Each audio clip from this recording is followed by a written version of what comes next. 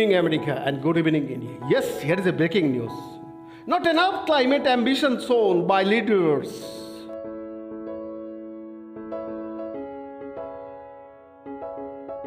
At the conclusion of the virtual climate summit organized by the UK, UN, and France, he said real progress had been made and 45 countries had put forward new climate plans for 2030. But these were not enough to prevent dangerous warming this century, Mr. Sharma explained. Taking place on the 5th anniversary of the Paris Climate Agreement, the summit heard the UN Secretary General warn that every country needed to declare a climate emergency. Around 70 heads of state and government took part in the meeting, which was organized by the UK, UN, and France. They outlined new pledges and commitments to curb carbon.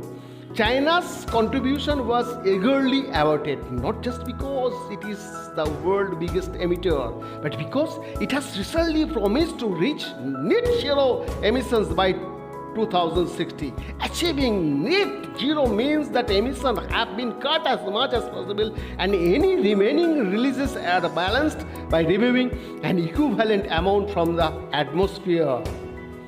But while President Xi Jinping outlined a range of new targets for 2030, many analysts felt this did not go far enough. India brought little in the way of new commitments, but Prime Minister Narendra Modi said his country was on track to achieve its goal under the Paris Agreement and promised a major uptick in wind and solar energy. According to the UK, some 24 countries had outlined net zero commitments and 20 had now set out plans to adopt and become more resilient to rising temperatures and their impacts. But despite these commitments, Mr. Sharma said not enough had been achieved. Have we made any real progress at this summit? And the answer to that, yes, he said. But they will also ask, have we done enough to put the world to track to limit warming to 1.5 C and protect people and nature from the effects of climate change to make the Paris Agreement a reality? Friends, we must be honest with ourselves. The answer to that is currently no. As encouraging as all this ambition is, it is not enough. Mr. Sharma restated a commitment made last year to double the UK's international climate finance spend. This will bring it to at least over the next 5 years. Earlier on Saturday, UK Prime Minister Mr. Johnson and advances in renewable energy technologies would save our planet, create millions of high-skilled jobs.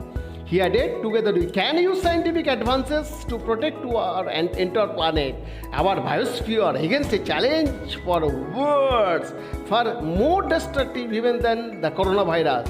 And by the Promethean power of our invention, we can begin to defend the earth against the disaster of global warming.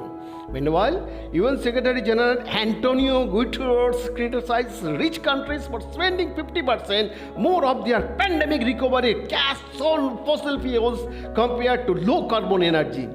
Mr. Guterres said that 38 countries had already declared a climate emergency and he called on leaders worldwide to how do the same.